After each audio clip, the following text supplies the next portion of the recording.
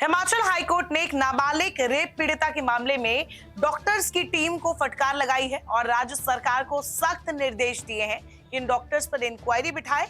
अगर ये गलत साबित होते हैं तो इन्हें 5 लाख का मुआवजा देना पड़ेगा उस बच्ची को।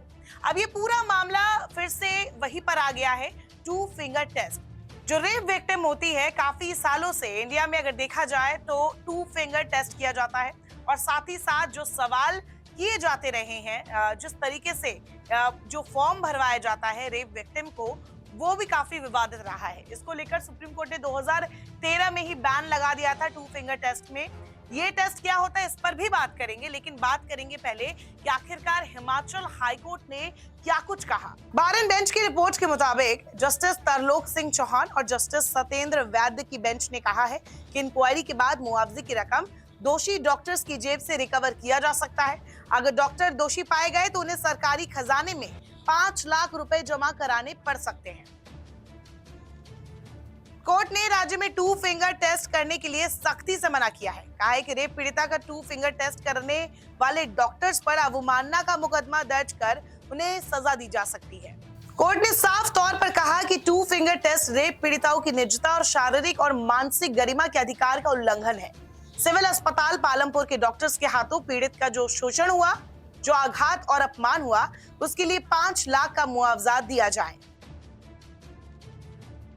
इस मामले में नाबालिग रेप पीड़िता से जो फॉर्म भरवाया गया था, प्रोफार्मा बोला जाता है इसे, उसको लेकर भी कोर्ट ने आपत्ति जताई और नाराजगी जाहिर की, क्योंकि इसमें जो सवाल किए गए थे वो बेहद कह सकते हैं कि टॉर्चर करने वाले, जो पहले से ही रेप जैसे घिनौने कृत्य से पीड़ित है, जो इस मेंटली वो इस दर्द में है, मेंटली और फिजिकली वो पहले से ही दर्द में है, उसको इस तरीके के सवाल नहीं पूछे जा सकते, ऐसा कोर्ट ने कहा। वो सवाल क्या थे कि क्या आप गर्भवती है, क्या आपके साथ जो शोषण हुआ है उसके पहले आपने सेक्स किया है, क्या आप वर्जिन है, क्या आपने जब सेक्स किया था आपने कॉन्डम यूज किया था। इस तरीके के सवाल कोर्ट ने कहा कि आप नहीं पूछ सकते, ये किसी की निजता का उल्लंघन है। और 2013 में सुप्रीम कोर्ट ने भी यही बातें कही थी कि इस तरीके के सवालों का शोषण से कोई लेना देना नहीं है।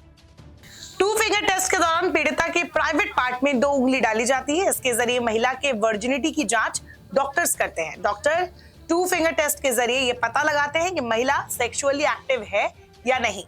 हालांकि इस तरीके के टेस्ट को 2013 में ही सुप्रीम कोर्ट ने बैन कर दिया था। WHO भी 2 फिंगर टेस्ट को नहीं मानता और इसे साइंटिफिकली गलत मानता है। इसके अलावा अगर देखा जाए तो जो रेप के लिए टेस्ट किए जाते हैं, वजाइनल टेस्ट, उसमें भी एक किट दी जाती है खास तरीके की, और देखा जाता है लड़की के प्राइवेट पार्ट में क्या चोट के निशान है या जबरदस्ती के निशान है, ये पता लगाया जाता है। और ये 2 फिंगर टेस्ट देखा जाए तो सालों से बैन है, लेकिन फिर भी बीच बीच में ऐसी खबरें आती है, क्योंकि देखा जाए तो 2019 में भी एक रिपोर्ट के मुताबिक लगभग 1500 रेप विक्टिम्स ने आरोप लगाया था कि उनका 2 फिंगर टेस्ट किया गया जांच के लिए। वही 2021 में वायुसेना की एक अधिकारी, महिला अधिकारी ने एक आरोप लगाया था अपने कॉलीग पर, और उस दौरान उन्होंने ये भी कहा था कि उनका भी 2 फिंगर टेस्ट किया गया है। और इसके बाद राष्ट्रीय महिला आयोग ने भी वायुसेना को चिट्ठी लिखी थी और मांग की थी कि इस तरीके की बातों पर रोक लगाया जाए। सुप्रीम कोर्ट ने 2022 में भी ऐसी एक मामले में सुनवाई की थी और अपने आदेश को बरकरार रखा था। मद्रास कोर्ट ने भी इस पर निर्देश दिया था कि 2 फिंगर टेस्ट नहीं किया जाना चाहिए।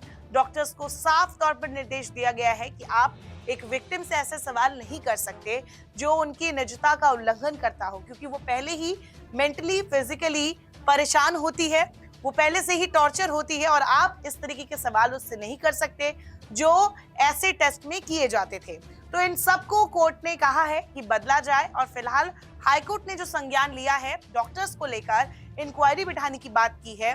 और अगर इस मामले में 27 फरवरी को सुनवाई होगी, अगर राज्य सरकार इस मामले में कहता है कि दोषी पाए गए हैं डॉक्टर्स, तो उनके खिलाफ एक्शन भी लिया जाएगा। हो सकता है कि अवमानना का केस लगे और साथ ही साथ उन्हें 5 लाख का मुआवजा देना पड़े। अगर ये होता है तो तमाम डॉक्टर्स के लिए ये एक तरीके से सबक होगा, जो आने वाले दिनों में शायद लोगों तक ये मैसेज पहुंचे और शायद ऐसे मामले कम हो। नमस्कार, मैं हूं मानक गुप्ता। अगर आपको हमारा ये वीडियो पसंद आया हो तो इसे लाइक और शेयर जरूर करें, और हाँ, हमें सब्सक्राइब और फॉलो करना ना भूलें ताकि आप देश और दुनिया की कोई खबर मिस ना करें। तो जुड़े रहिए हमारे साथ और देखते रहिए News 24।